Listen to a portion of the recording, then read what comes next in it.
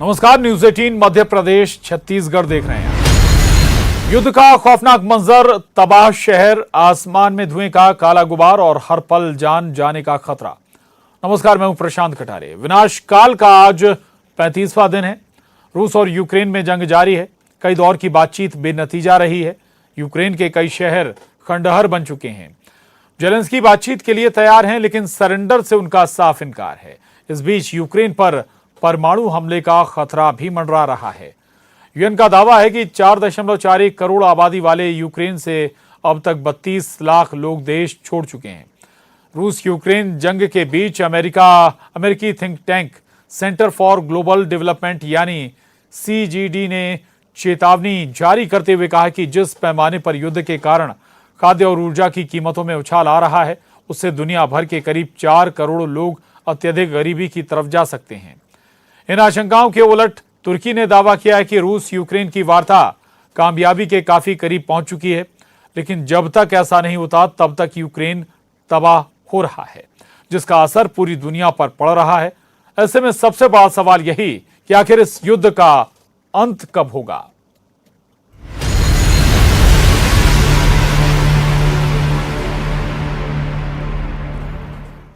तो रूस Ukraine war से जुड़ी हुई लाइव अपडेट आपको दे देते हैं। दरअसल 35वां दिन है यूक्रेन रूस युद्ध के बीच और इस युद्ध में कई शहरों पर बमबारी का दौर लगातार जारी है। लगातार रूस ताबड़तोड़ हमले कर रहा है यूक्रेन के अलग अलग शहरों पर। हालांकि यूक्रेन की तरफ से भी जवाब दिया जा रहा है।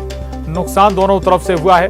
वहीं माइकोलाइव में बिल्डिंग पर रॉकेट अटैक किया गया है और इस रॉकेट अटैक में 12 लोगों की जान चली गई है, जबकि 33 से ज्यादा लोगों के घायल होने की सूचना भी है।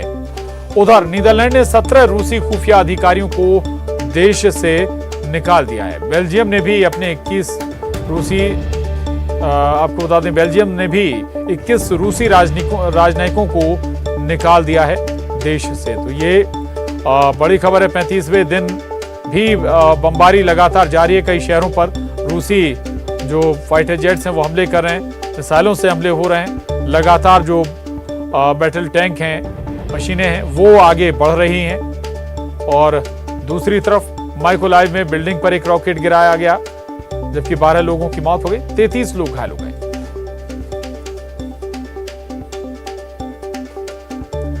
रूस और यूक्रेन के बीच जंग 35वें दिन भी जारी है। रूसी सैनिक लगातार यूक्रेनी शहरों में बमबारी कर रहे हैं, जिससे तमाम शहर खंडहर में तब्दील हो। माइकोलाइव ने रीजनल एडमिनिस्ट्रेटिव हेडक्वार्टर की बिल्डिंग पर रॉकेट अटैक किया है। इस हमले में कम से कम 12 लोगों की मौत हो गई है। वहीं 33 लोगों के घायल होने की भी खबर है। आपके टीवी स्क्रीन पर नजर आ रही तस्वीरें उसी बिल्डिंग की हैं। और इधर रूस के हमले कम करने के फैसले के बाद यूक्रेन की राजधानी कीव से सैनिक पीछे हटने लगे हैं, लेकिन अमेरिका ने इसके उलट दावा किया है। अमेरिकी अधिकारियों का कहना है कि कीव के आसपास दिख रही रूसी सेना की मूवमेंट उसकी वापसी का नहीं, बल्कि रीडिप्लॉयमेंट यानी सैनिकों की नए सिरे से तैनाती का संकेत दे रही है।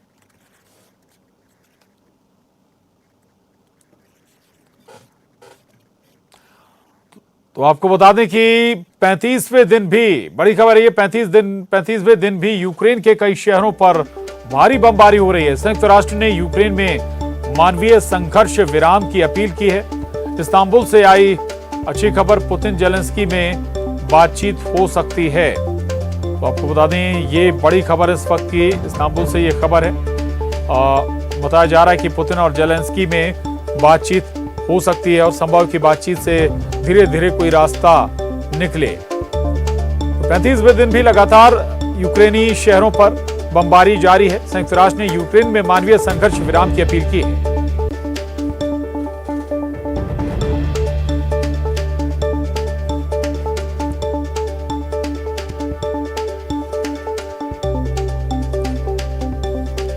तो रूस के लगातार हमलों के सामने यूक्रेन झुकने को तैयार नहीं है। यूक्रेन की सेना न सिर्फ रूसी सेना के सामने बहादुरी से टिकी है, बल्कि उसे मुंहतोड़ जवाब भी दे रही है। यूक्रेन और रूस के बीच पिछले 35 दिन से भीषण जंग जारी है। रूसी हमलों से यूक्रेन के शहरों में तबाही का मंजर है। इधर यूक्रेन ने भी दावा किया है कि उसने रूस की सेना को भारी क्षति पहुंचाई है। तस्वीरें इसकी तस्दीक करती हैं। इस बीच यूक्रेन ने राजधानी कीव के पास बसे इरपिन शहर को रूस के कब्जे से आजाद कराने का दावा किया, जिसका ऐलान करने के लिए खुद राष्ट्रपति वोलोदिमीर जेलेंस्की सामने आए और उन्होंने दावा किया कि यूक्रेन के सैनिकों ने रूसी सेना को इरपिन से पूरी तरह खदेड़ दिया। यही नहीं, उन्होंने कीव के भी कई इलाकों में रूसी सेना को मुंहतोड़ जवाब दिए जाने का दावा किया। हालांकि जेलेंस्की ने इस बात से भी इंकार नहीं किया कि कीव के कई इलाकों में रूसी सेना मजबूत पकड़ बना चुकी है। वहीं इरपिन के मेयर ने भी शहर के आजाद होने की पुष्टि की, लेकिन रूस के हवाई हमलों की आशंका को देखते हुए उन्होंने लोगों से फिलहाल वहां नहीं लौटने की अपील की। Bureau report, news 18। आगे बढ़ेंगे। यूक्रेन की सेना ने रूस के एक खतरनाक जासूसी ड्रोन को मार गिराया है। ओरलान 10 नाम का यह ड्रोन यूक्रेन के सैनिक ठिकानों की सटीक जानकारी रूस की सेना के पास भेजता था, लेकिन इस बार वो ऐसा नहीं कर पाया क्योंकि खुद छिपकर जासूसी करने वाला ड्रोन यूक्रेन के सैनिकों की नजर में आ गया और उन्होंने इसे ढेर कर दिया। इसकी कुछ तस्वीरें भी उनकी तरफ से जारी की गई हैं, जिनमें रूस का ड्रोन जमीन पर गिरा नजर आया। उसके पास ही यूक्रेन का एक सैनिक भी बैठा दिखाई दिया है। यूक्रेन के मुताबिक रूस का ड्रोन कैमरे के जरिए ली गई उनके सैनिक ठिकानों की जानकारी रूसी सेना के पास भेजता था, जिसकी मदद से रूस के सैनिक उनके ठिकानों पर बमबारी करके उसे तबाह कर देते थे। और इस बार भी ये ड्रोन ऐसा ही करने आया था, लेकिन यूक्रेन की सेना ने हमला करके उसे मार गिराया। यूक्रेन ने इसे एक बड़ी कामयाबी बताई क्योंकि रूस का ये जासूसी ड्रोन आसमान में सैकड़ों फीट की ऊंचाई से भी सटीक जानकारी देता। खबर है कि तुर्की में बैठक के बाद पुतिन और जेलेंस्की की मुलाकात हो सकती है। यह दावा यूक्रेन की ओर से किया गया है। रूस और यूक्रेन के बीच 28 फरवरी, 1 मार्च और 7 मार्च को भी बात हुई थी, लेकिन उसका कोई नतीजा नहीं निकला। लेकिन खबर है कि चौथे दौर की बैठक के बाद दोनों देशों के बीच की दुश्मनी की बर्फ थोड़ी पिघली है। इससे पहले दोनों देशों के प्रतिनिधि तुर्की पहुंचे। रूस का प्रतिनिधिमंडल विमान से इस्तांबुल पहुंचा और बातचीत के लिए रवाना हुआ। थोड़ी देर बाद यूक्रेन के प्रतिनिधि भी वहां पहुंचे और बातचीत के लिए रवाना हुए। जंग के बीच हुई बैठक के बाद यूक्रेन ने दावा किया कि पुतिन और जेलेंस्की की मीटिंग हो सकती है। यही नहीं, मीटिंग से पहले रूस ने सैन्य गतिविधियां कम करने का ऐलान कर सबको चौंका दिया, जिसके मायने ये निकाले गए हैं कि रूस अपना रुख थोड़ा नरम कर रहा है। यूक्रेन से जारी जंग के बीच रूस ने अपने हमले और तेज कर दिए हैं। खार्किव में रूसी हमले से हुई तबाही का एक और नया वीडियो सामने आया है, जिसमें कुछ इमारतें टूटी हुई नजर आ रही हैं। यही नहीं, कुछ बिल्डिंग तो झुकी हुई भी दिखाई दी हैं। रूस की ओर से दागी गई मिसाइलों ने शहर को मलबे में तब्दील कर दिया। हमले इतने जोरदार थे कि इमारतों के पास खड़ी कई गाड़ियां भी बर्बाद हो गईं। सामने आए वीडियो में आसपास का पूरा इलाका खाली दिखाई दिया। ऐसा लगा मानो पूरा शहर रूसी हमले के डर से खाली हो गया।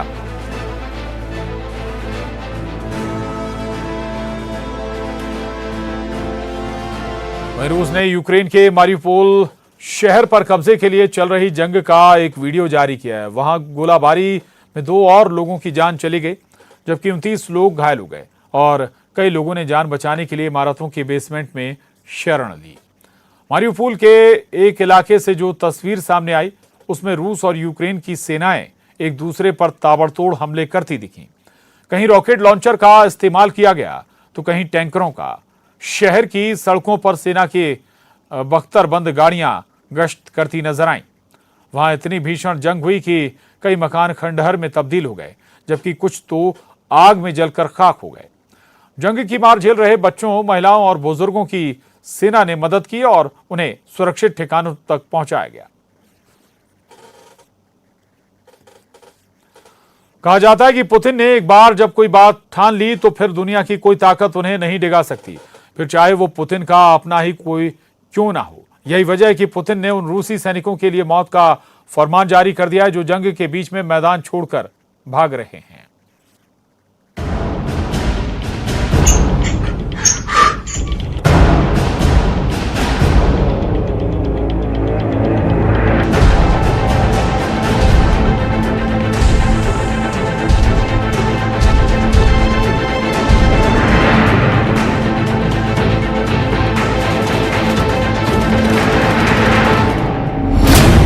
जंग के बीच पुतिन का अजीबोगरीब फरमान।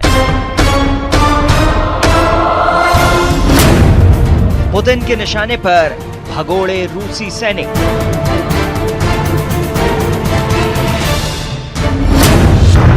जंग छोड़ भाग रहे सैनिकों का डेथ वारंट।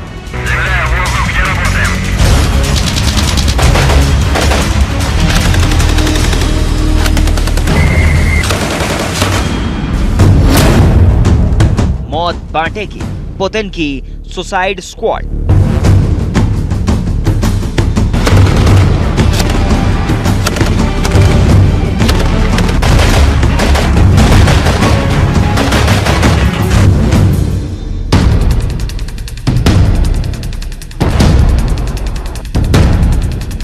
रूस और यूक्रेन के बीच जंग छिड़ी हुई है। यूक्रेन के अलग अलग शहरों पर रूसी सेना तबाही का बारूद बरसा रही है, लेकिन बावजूद इसके यूक्रेन की सेना भी रूस के सामने डटी हुई है। इसमें कोई शक नहीं कि रूसी सेना को जंग में भयानक नुकसान हुआ।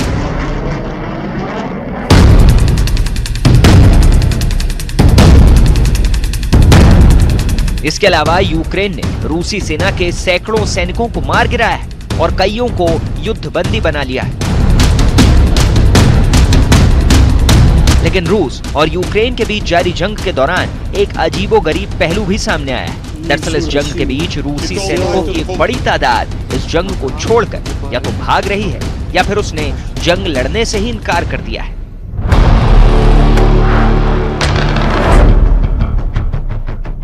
ब्रिटिश अखबार डेली मेल में छपी एक रिपोर्ट के मुताबिक जंग को लेकर रूसी सैनिकों के इस रवैये से रूस के राष्ट्रपति व्लादिमीर पुतिन भी परेशान हैं और उन्होंने रूसी सैनिकों को जंग छोड़कर भागने से रोकने के लिए एक खतरनाक फैसला लिया है। फैसला भगोड़े रूसी सैनिकों को पकड़कर मौत के घाट उतारने का। और अपने इस फरमान की तामील करवाने के लिए उन्होंने बाकायदा अपनी स्पेशल फोर्स के कमांडोज को ऐसे रूसी सैनिकों को ढूंढकर मौत के घाट उतारने का जिम्मा दिया है। पुतिन ने भाग रहे सैनिकों के लिए डेथ वारंट जारी किया हुआ है ताकि वह युद्ध के मैदान से न भागें। यह चीज सही नहीं लगती।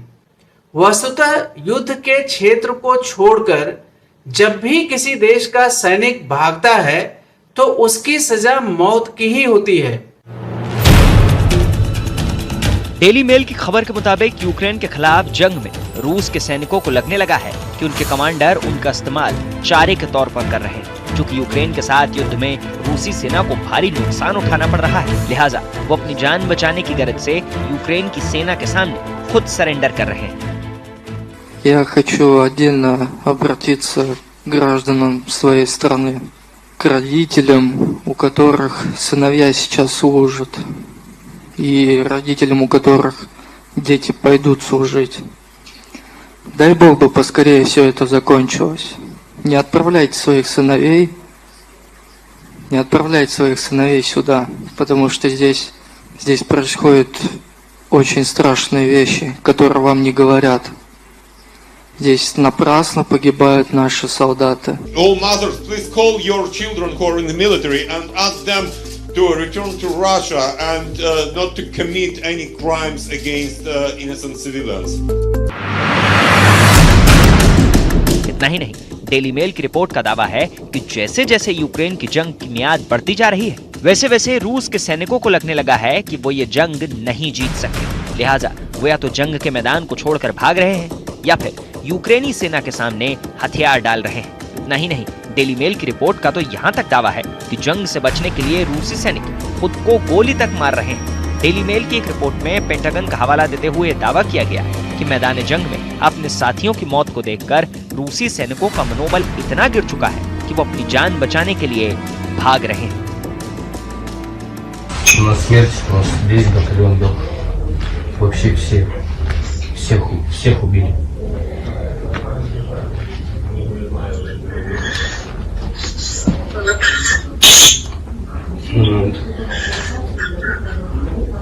Такие дела. Ну я пока живой, меня сейчас судят. Как бы есть вариант меня обменять как военнопленного. Ты можешь помочь это сделать, если общественность подключится. Что якобы на территории Украины, ну это еще, как бы, когда мы в России находились, по средствам массовой информации, там говорилось в основном о том, что на территории Украины господствует, я сейчас дословно 100% ошибусь, поэтому... डेली मेल की रिपोर्ट के मुताबिक यूक्रेन जंग में रूस अपने 498 सैनिकों के मारे जाने की पुष्टि कर चुका है, जबकि यूक्रेन का दावा है कि 15,000 रूसी सैनिक मारे जा चुके हैं। रूस की एक वेबसाइट के मुताबिक अब तक जंग में रूस के 9,861 सैनिक मारे जा चुके हैं और 16,153 सैनिक घायल। यूक्रेन जंग में अपने 1,300 सैनिकों के मारे जाने की खबर मान चुका है। इसके अलावा संयुक्त राष्ट्र का कहना है कि जंग में यूक्रेन के 902 नागरिक भी मारे जा चुके हैं और यूक्रेन के 30 लाख से ज्यादा नागरिक देश छोड़ चुके हैं और करीब 1 करोड़ लोग विस्थापित होकर दर बदर भटक रहे हैं। इसके अलावा इस रिपोर्ट में दावा किया गया कि रूसी सेना की मरीन ब्रिगेड के 220 सैनिकों ने जंग में हिस्सा लेने से मना कर दिया। इतना ही नहीं, स्पेशल फोर्सेस के एक ब्रिगेड कमांडर को इस बात के लिए सस्पेंड कर दिया गया क्योंकि उसने रूसी सैनिक की मदद के लिए जंग में अपनी ब्रिगेड को भेजने से इनकार कर दिया। रक्षा विशेषज्ञों का मानना है कि रूसी सेना में अपने खिलाफ बगावत के सुर तेज होते थे। राष्ट्रपति पुतिन परेशान, लिहाजा उन्होंने बगावत को खत्म करने के इरादे से ही जंग छोड़कर भाग रहे रूसी सैनिकों के दिलों में खौफ पैदा करने के इरादे से ही अपने स्पेत्सनाज कमांडो को ऐसे सैनिकों के खिलाफ डेथ वारंट जारी कर दिया है। दरअसल रूसी सेना के स्पेत्सनाज कमांडो काफी खतरनाक माने जाते हैं। ये रूसी सेना की स्पेशल फोर्स है। रूसी सेना में स्पेत्सनाज कमांडो की तादाद 15,000 है। रूसी सेना और नौसेना में इनकी टुकड़ियां शामिल हैं। मुश्किल ट्रेनिंग के बाद एक सैनिक स्पेत्सनाज कमांडो बनता है। स्पेत्सनाज कमांडो ट्रेनिंग को दुनिया में सबसे मुश्किल माना जाता है।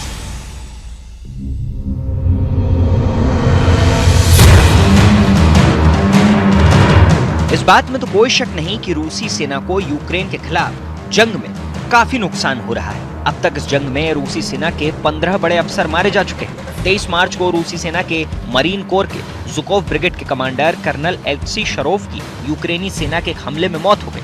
इसके अलावा रूस के राष्ट्रपति व्लादिमीर पुतिन को एक और जोरदार झटका लगा है। संयुक्त राष्ट्र में रूस के जलवायु राजदूत एनातोली चुबाइस ने अपने पद से इस्तीफा दे दिया है। इस्तीफा देते हुए उन्होंने बताया कि वो यूक्रेन के खिलाफ रूसी हमले के राष्ट्रपति पुतिन के फैसले को सही नहीं मानते, लिहाजा वो इस्तीफा दे रहे हैं।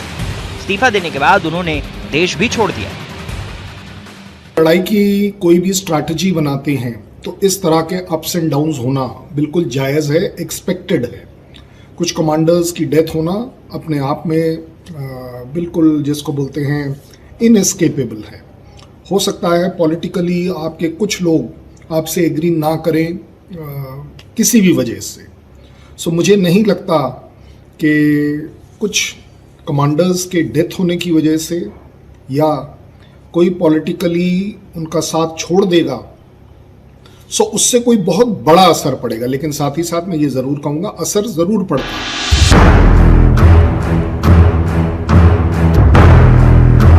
रूस और यूक्रेन के बीच जारी जंग के दौरान एक और बड़ी खबर सामने आई है। एक और ब्रिटिश अखबार डेली स्टार की खबर के मुताबिक यूक्रेन की खुफिया एजेंसी ने यूक्रेन के राष्ट्रपति वोलोदिमीर ज़ेलेंस्की को जान से मार देने की एक और साजिश को नाकाम कर दिया है। यूक्रेन सरकार के मुताबिक यूक्रेनी खुफिया एजेंसी ने यूक्रेन स्लोवाकिया बॉर्डर पर राष्ट्रपति ज़ेलेंस्की को जान से मारने के इरादे से आई रूस के किराए के कातिलों की एक टोली को गिरफ्तार किया है। इस टुकड़ी में 25 लोग शामिल थे। इसके साथ रूस के खुफिया एजेंट को भी गिरफ्तार किया गया। डेली स्टार की रिपोर्ट का दावा है कि जिस दिन से रूस और यूक्रेन के बीच जंग शुरू हुई उसी दिन से अब तक व्लादिमीर पुतिन राष्ट्रपति ज़ेलेंस्की को जान से मरवाने के लिए 1 दर्जन बार कोशिश कर चुके हैं। यूक्रेन का दावा है कि पकड़े गए कातिल रूस के वैगनर ग्रुप से ताल्लुक रखते हैं। यूक्रेन के राष्ट्रपति ज़ेलेंस्की ने रूस और यूक्रेन की जंग के शुरू होने से पहले ही ऐलान कर दिया था कि वो और उनका परिवार रूस का टारगेट है। जो इंफॉर्मेशन और प्रोपोगंडा वॉरफेयर है ये होना कोई बड़ी सरप्राइजिंग बात नहीं है। साथ ही साथ चाहे अनएथिकल ही सही, लेकिन रशिया का इस तरह की कोशिश करना कि ज़ेलेंस्की को मरवा दिया जाए, ये भी एक कोई बहुत सरप्राइजिंग स्ट्रैटेजी नहीं होगी, क्योंकि अगर रशिया और पुतिन ज़ेलेंस्की को हर चीज़ का जिम्मेदार समझते हैं तो इस तरह की कोई गलत स्ट्रैटेजी बनाना, अनएथिकल स्ट्रैटेजी बनाना कि किसी प्रेसिडेंट को मरवा दिया जाए, ये अपने आप में बहुत सरप्राइजिंग नहीं होगा। दरअसल यूक्रेन सरकार का दावा है कि राष्ट्रपति ज़ेलेंस्की वैगनर ग्रुप के मर्सिनरी यानी भाड़े के सैनिकों के निशाने पर है। वैगनर ग्रुप रूस की एक प्राइवेट कंपनी है। वैगनर ग्रुप को दिमित्री युदकिन ने बनाया था। दिमित्री युदकिन रूसी खुफिया एजेंसी GRU में लेफ्टिनेंट रह चुके हैं। 2014 में वैगनर ग्रुप के सैनिक क्राइमिया की जंग में भी शामिल थे। फिलहाल ये अपने किल और कैप्चर मिशन के तहत राष्ट्रपति ज़ेलेंस्की को ढूंढ रहे हैं। वैगनर ग्रुप में 6000 सैनिक शामिल हैं। रूस और यूक्रेन के बीच जारी जंग में प्रोपेगेंडा युद्ध भी तेज हो गया है। न्यूज़ 18 के नीरज कुमार की रिपोर्ट है कि रूस और व्लादिमीर के समर्थक चेचन्या के प्रधानमंत्री रमजान कादिरोव ने रूस के समर्थन में यूरोपीय देशों के अलावा अरब देशों में भी टेलीग्राम ऐप पर एक अरबिक चैनल लॉन्च किया है। इस चैनल पर एक वीडियो को वायरल किया जा रहा है और इस वीडियो में खूंखार चेचन स्पेशल फोर्स को दिखाया जा रहा है। इसके अलावा इस वीडियो में रमजान कादिरोव रूस और चेचन्या के झंडे के नीचे अपने सैनिकों के बीच दिखाई दे रहा है। इस वीडियो की शुरुआत गुर्राते भेड़ियों से होती दिखाई गई है और उसमें स्पेशल इफेक्ट के अलावा म्यूजिक का जोरदार इस्तेमाल किया गया है। क्या पुतिन को लेकर बाबा वेंगा की भविष्यवाणी सही साबित होगी? इस सवाल का जवाब उस जंग के नतीजे पर निर्भर करेगा जो जंग इस वक्त पुतिन यूक्रेन के साथ लड़ रहे हैं।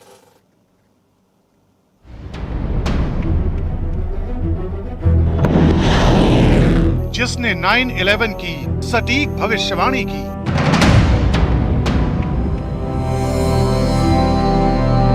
जिसने दशकों पहले 2004 की सुनामी के बारे में बता दिया था,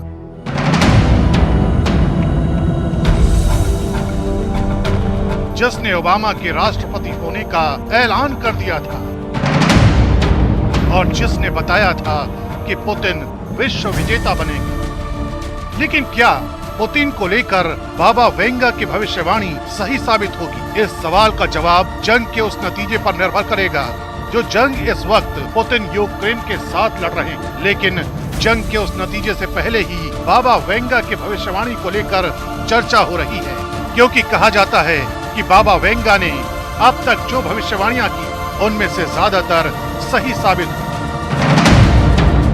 जैसे बाबा वेंगा ने अमेरिका पर 9/11 हमले को लेकर सालों पहले भविष्यवाणी कर दी थी, जो सही साबित हुई। यही नहीं, थाईलैंड में सुनामी को लेकर बाबा वेंगा की भविष्यवाणी साल 2004 में सच साबित हुई। प्रिंसेस डायना की मौत को लेकर बाबा वेंगा ने भविष्यवाणी की थी, जो सालों बाद सच साबित हुई। सोवियत यूनियन टूटने के सालों पहले बाबा वेंगा ने बता दिया था कि आगे चलकर सोवियत यूनियन का विघटन हो जाएगा। यही नहीं, बाबा वेंगा ने बताया था कि अमेरिका के 44वें राष्ट्रपति अफ्रीकी और अमेरिकी मूल के होंगे। उनकी भविष्यवाणी भी सही साबित हुई। बाबा वेंगा आंखों से देख नहीं सकती थी, लेकिन उनके अनुयायी दावा करते हैं आंखों की रोशनी न होने के बावजूद कुदरत ने उन्हें ऐसी शक्तियां दी थी जिसकी वजह से वो भविष्य में होने वाली घटनाओं को देख लेती थी।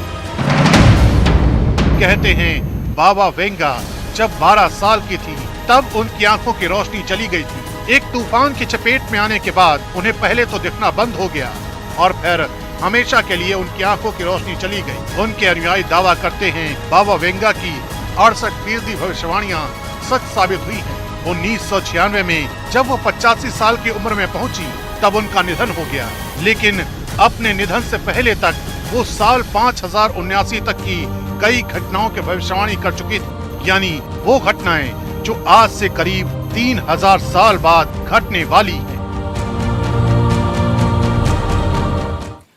तो रूस यूक्रेन युद्ध पर हमारी इस खास पेशकश में बस इतना ही। दीजिए इजाजत, नमस्कार।